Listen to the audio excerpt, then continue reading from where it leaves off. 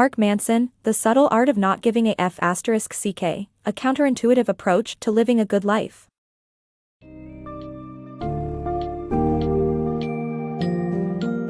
Welcome to the enthralling world of Mark Manson's thought-provoking book, The Subtle Art of Not Giving a F***.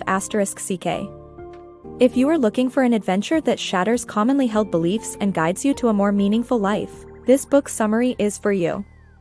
Delve into the importance of embracing struggle and adversity, formulating healthy and realistic values, and taking responsibility for your own life. Discover how seeking happiness through unconventional means and shedding the burden of superficial concerns can lead to a life of fulfillment. Exploring these thought-provoking aspects of Manson's book will leave you empowered and brimming with a new perspective on life.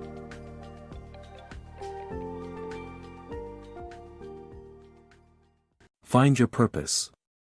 In life, we all crave happiness, but vague goals are not enough to push us toward success. To overcome the inevitable setbacks and hardships, we must strive for an ultimate purpose. Without determination and joy in what we do, we will falter. By identifying what we love and working towards it, regardless of the challenges, we can achieve our goals and thrive. The key is to focus on the things that make us happy and ignore everything else. So, stop chasing the things that don't bring joy and find your purpose in life.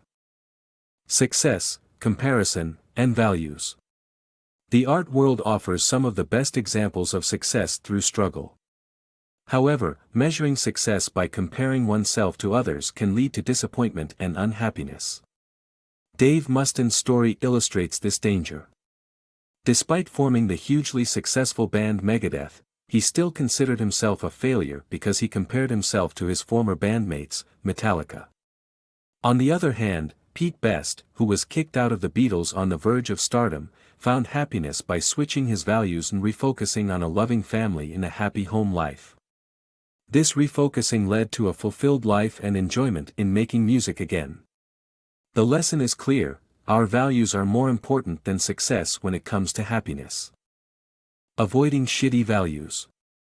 Measuring self-worth by comparing yourself to others and prioritizing pleasure and material success are shitty values that lead to disappointment and anxiety. To avoid these, identify good values based on reality, helpful to society, and controllable, such as honesty, creativity, generosity, and humility. Taking responsibility for your life. Many people go through life feeling like victims of circumstances beyond their control. They blame their failures on outside factors, feeling powerless and miserable. However, this mindset can be changed by taking 100% responsibility for your own life, as advised by philosopher Charles Peirce. William James, who had suffered ill health and lack of support in his early life, learned this lesson and went on to become a pioneering figure in American psychology. By taking responsibility for our actions and decisions, we can learn from our mistakes and avoid them in the future, leading to a happier and more fulfilled life. Break free from your identity. The Manson's law of avoidance creates hindrances when we desperately protect our identity. Buddhism is the answer to alleviate this hindrance by teaching us to let go of our identity. Imagine having the opportunity to reach the pinnacle of success, but fearing losing everything, including your job, car, respect, and identity if you fail. This is what the author denotes as Manson's law of avoidance, people's tendency to escape anything that jeopardizes their identity.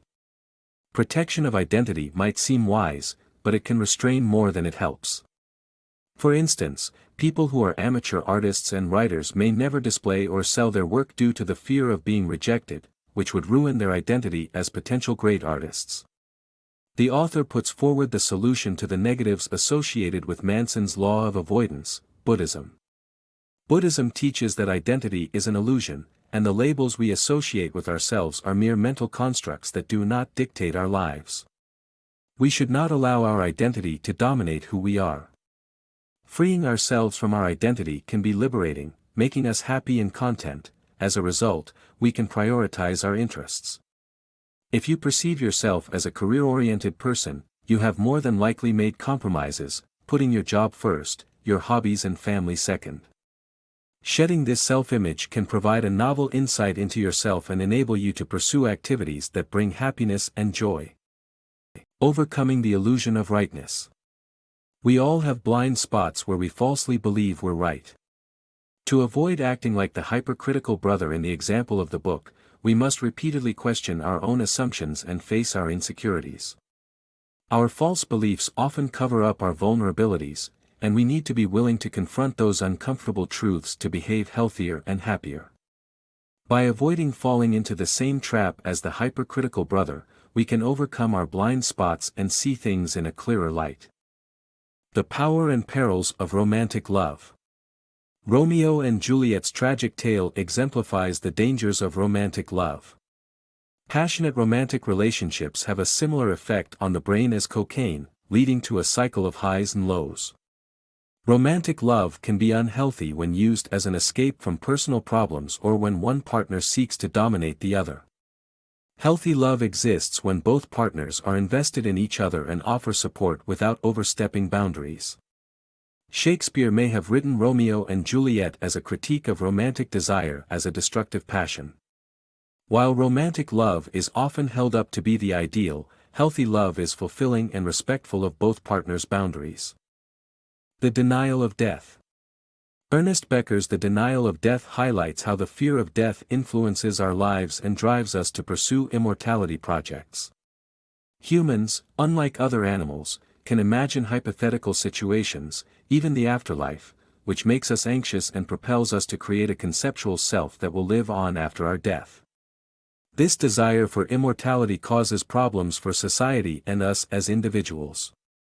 To live a happy life, we need to embrace the present and focus on the things we enjoy without pursuing fame, power, or other pointless distractions.